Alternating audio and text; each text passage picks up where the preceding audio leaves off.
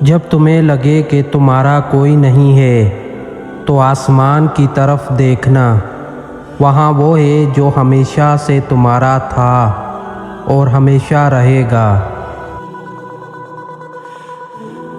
اللہ پر ہمیشہ بھروسہ رکھو، کیونکہ اللہ وہ نہیں دیتا جو ہمیں اچھا لگتا ہے، بلکہ وہ دیتا ہے جو ہمارے لیے اچھا ہوتا ہے۔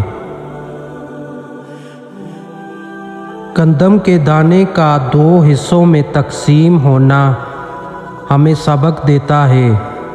جو رزق تمہارے رب نے تمہارے پاس پہنچا دیا ہے، اس میں دوسروں کا حصہ بھی ہے۔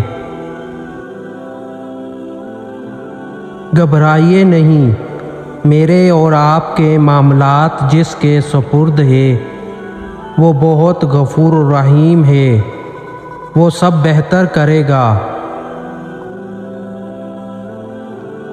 معافی اتنی ہی خوبصورتی سے مانگنی چاہیے جتنی بدصورتی سے اس کا دل دکھایا ہو۔ نہ کوئی کسی پر مرتا ہے اور نہ کوئی کسی کے بغیر مرتا ہے۔ آپ کا اس دنیا میں آنے اور جانے کا درد صرف آپ کی ماں محسوس کرتی ہے اور بس۔ صبر ایمان کی بنیاد ہے، اخلاق انسان کی خوبصورتی ہے، سچائی قرآن کی زبان ہے، عاجزی کامیابی کی کنجی ہے، دعا مومن کا ہتھیار ہے۔ اللہ کے دربار میں حاضر تو سبھی ہوتے ہیں، مگر راستے الگ الگ ہیں۔ کچھ لوگ دکھ کے دروازے سے داخل ہوتے ہیں، کچھ صبر اور کچھ شکر کے دروازے سے۔ جو جس راستے سے جانا چاہے اس کے لیے وہی دروازہ کھل جاتا ہے۔ زندگی کا سادہ سا اصول بنا لو، کسی کی مدد کر سکتے ہو تو کر دو اور بدلہ اللہ پاک پر چھوڑ دو۔ اس سے زیادہ نفع کا بزنس نہیں دنیا میں۔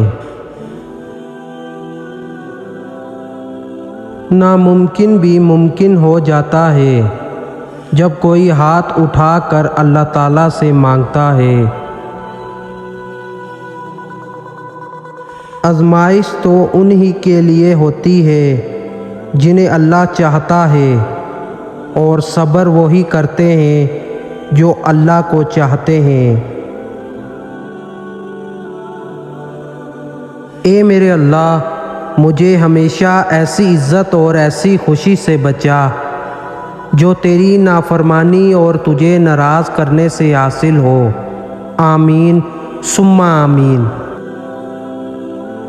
آج کی ہماری ویڈیو اچھی لگی ہے تو لائک کرنا، چینل کو سبسکرائب بھی کر دینا، بیل آئیکن کو بھی دبا دیں تاکہ ایسی ہی اچھی ویڈیو آپ تک پہنچ سکے۔